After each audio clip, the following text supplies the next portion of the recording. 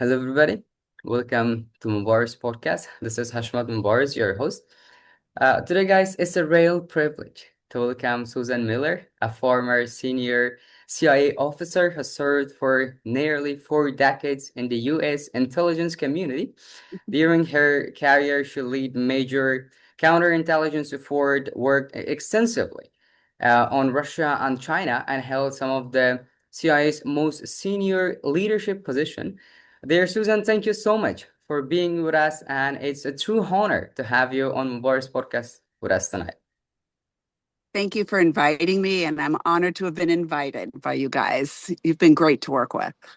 Yeah, thank you so much. Dear Susan, let me start first from here that you have spent almost 40 years at the CIA, serving in different countries and leading some of the agency's most important missions in different countries like China and Russia. And looking back, you have witnessed the end of Cold War and the rise of terrorism, cyber threats, and renewed competition among major powers. Honestly, that is a remarkable experience. That is a remarkable career. Like spending 40 years is awesome. Uh, when you look back today, what moment base defines your years at the CIA? I would say it was my first tour in Moscow, USSR, because that was the height of the Cold War still, or what we thought was the height of the Cold War. And that was 89 to 91. And where we did just traditional spy stuff against it was the Cold War, Russia or the Soviet Union versus the US and its allies and things like that. And it was super fun. It was interesting. It was my first tour abroad, and it really made me feel like a CIA officer. Yeah. Actually, how old were you when you first traveled abroad and went on Russia? I went to Russia when I was 25. Oh, you were too young. Yeah, and And I'm still 25. oh, yeah. Thank you so much. Actually, as I have searched about your background, much of your career focused on counterintelligence. I felt that most people know only from, American action movies. And in reality, it's about, protecting a country, protecting a nation from foreign intelligence services and Yes. understanding how, adversaries operate. And today, I think many experts believe that counterintelligence is more important than ever. So, hmm what is the biggest misconception people have about counterintelligence? So, intelligence is finding sources and gathering that information and sending it back, right? Every country in the world does it. And in one form or another. Counterintelligence is trying to find the people inside your organization that are spying for an enemy country or a friendly country sometimes. Yeah. Mhm. Yeah, but throughout your career, you have worked to understand how countries like Russia conduct, espionage and influence operations. In the recent Yeah. years, these efforts have expanded beyond, traditional spying, like including, cyber tracks, disinformation, social media Oh, campaigns. Like yeah. we We have also seen, did that. we have And seen the biggest example in the election of 2016 on the first term of President Trump. right. How has Russia intelligence evolved since the Cold War, as you have experienced with Russia, and what concerns Yeah. you most about, its methods today? So even in the Cold War, and go back to probably 150 years ago, somebody is always trying to influence an election. It happened in the early in the it, I think the first incident was probably in the late 1800s. It was found out that some guy was trying to do that. But then as you go through history, and all, you can find that somebody is trying to influence the election. It could be a person, it could be a country, it could be a think tank, it could be, anybody could be trying to do something to the election. And so it's the fact that we found that in 2016 was not unprecedented. In fact, we kind of were like shrugging our shoulders over it, saying, "Yeah, this is super interesting," but we don't know. At the end of the day, we weren't able, unless we polled every American, we wouldn't be able to tell you if it actually worked, right? And we're not going to be able to do that, right? And so, yeah, so 2016, we found that they tried to do that. I swear there was something about China when Biden was running, even. So it happens a lot. And so we, the US, refuse to do that in any country around the world. Yeah. We will Um, spy against certain countries, but even in those countries that are our total enemies, we will not mess with their elections. I'm sure, dear Susan, you know this better than, and you know this better than anyone else. The intelligence world is changing rapidly. Like we have artificial intelligence, satellite imagery, and some, Mhm. cyber cyber capabilities, and and open source informations that are transforming how agencies and governments collect and analyze information, and also intelligence. And yet experienced intelligence officers often say this, like that technology cannot replace human judgments. I would like to ask this from you, as someone who has spent almost 40 decades in CIA, that how do you see artificial intelligence can changing intelligence work over the next decade? So I think it can help us. But the one problem about relying only on that is that we will never know when a glitch comes in unless we are also double checking it against other sources than AI. So, for instance, if I was going to, if AI told me that, and I'm going to use my husband's name, not me, that Andy Miller is a spy, and he's a State Department officer, which he was before he retired. And Andy Miller is a spy. I would be like, oh, well, we still need to see, is it corroborated? Because it might be an Andy Miller that lives in Scotland. You just don't know.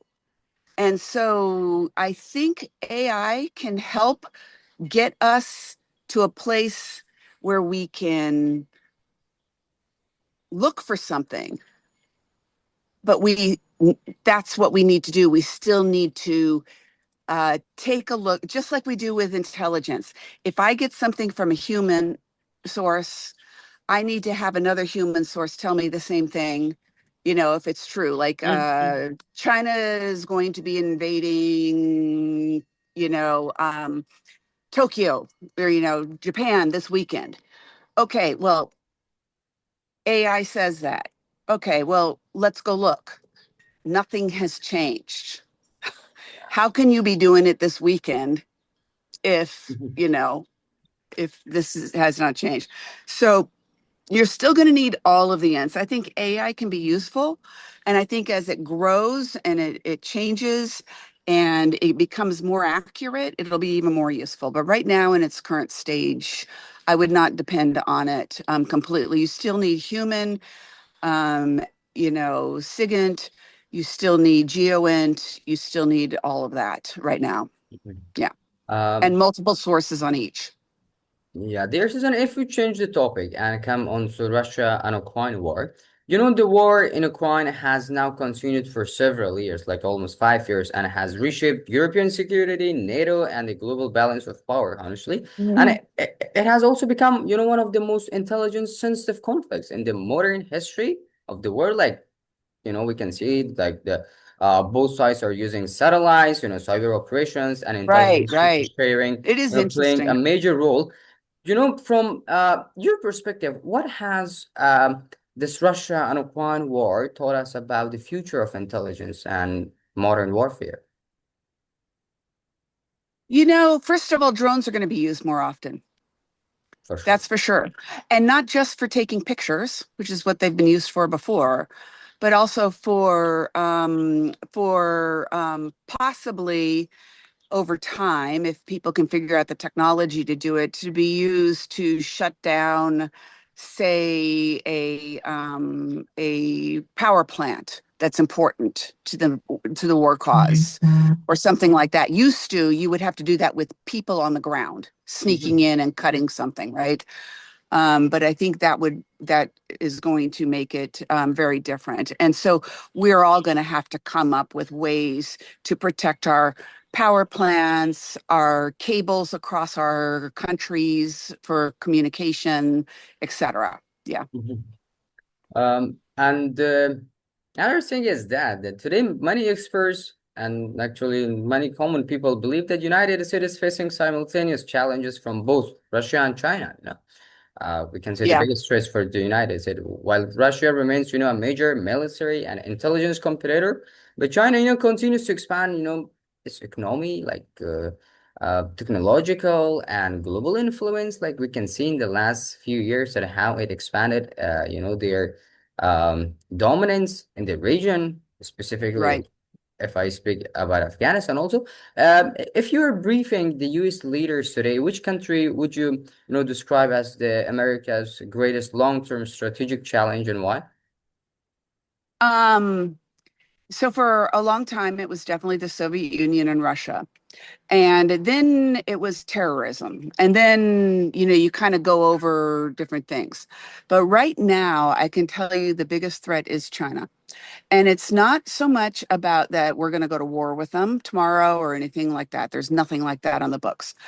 It's the fact that their goal is to take over the world, to Mhm, take over all democracies and all governments in the world to see things their way and to do things their way. And we should really be worried about is they have made absolutely clear they plan on invading Taiwan. Why do we care about Taiwan? 90% of the world's chips are produced there. yeah. Yes, there are some other companies like in I believe in Amsterdam and some other places like that that are trying to build this up, and US is trying to do that. And I know there's some Middle Eastern countries that are saying, hey, yeah, let's get into the chip business too, so it's not just single threaded. But for now, it's single threaded. And so Russia is about Putin wanting to reestablish the Soviet Union. And democracies need to push back on that. And so we're correctly pushing back on that. That's what we should be doing, right? And so with China, all of us, and I don't care exactly what kind of government you have, but if you want a free internet, if you want chips made all over the world so that we can all benefit from them, including doctors and nurses and fifth graders and, at school and everything else.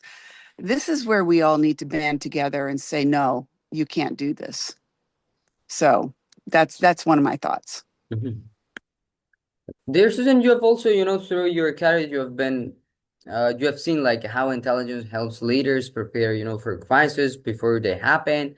But Yeah, intelligence is only useful if decision makers understand it and act on it, And history shows that this isn't always easy, and sometimes they make mistakes and sometimes they're correct. right. But what makes the difference between good intelligence and good decision making?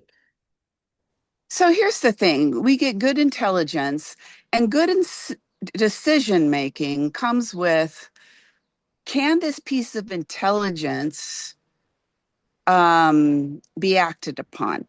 And if so, would that action change something? If the action would not change something, change what we want to change, don't do it.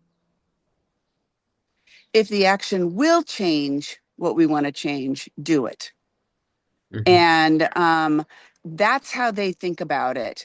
They think about it as, will it make it worse? Will it make it better? Will it make it neutral? What are the risk? What is in better words, we look at the risk gain rubric Yeah. every time. What And is the risk and what is the gain? yeah, completely right. Right. Around the world, intelligence agencies are increasingly operating in polarized political environments, like maintaining public trust while protecting, you know, some classified information has become more, challenging than ever. Like people are losing their trust on the agencies, specifically, like if you see the social media or the news, we can hear a lot. How can intelligence agencies remain objective and earn public trust and earn Yeah. public trust in such a divided world?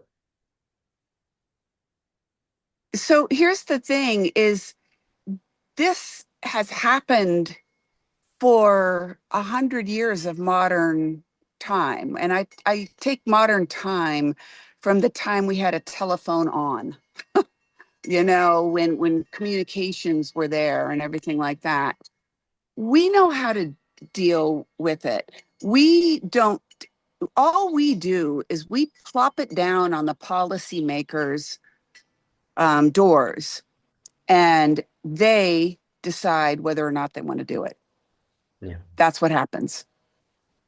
Yeah, but as a last part of our tonight's conversation, I would like to also say this that finally, after a lifetime of public service, we have continued speaking about intelligence and Mhm. uh, national security to help, people better understand this profession. And many of our listeners are young people who hope to serve their countries, who hope to bring some meaningful changes in some different ways. For their people, their community, or their country. And what advice would you give to the next generation of intelligence professionals? So my advice to them is when you get into the job, don't get arrogant about it. You're no better than the State Department diplomat. You're no better than the guy who is serving you coffee in the coffee shop inside your building. You are a human being like everybody else. So keep acting like one and thinking like one. Think about risk versus gain. If the gain is not there, don't do it. It's wrong and maybe even sinful. Wow. It's just not what we should do. And so my point is keep it honest inside the building. Yes, in CIA, when my first tour abroad, when I pretended to be a diplomat and not a CIA officer, I was lying to the Russian government. That's okay. I wouldn't go lie to them now Yeah. because I don't have anything to say, first of all. But secondly, it's just because that was my job. But now I'm retired and all that. But all of these people need to remember who they are working for, Yeah. including you, honestly, and so in your own country, you need to stay loyal to it, and so all of that. And so that's my thought. Yeah. Yeah. Thank you so much. Thank you so much for All providing right. this opportunity and taking the time and joining us and for this great conversation.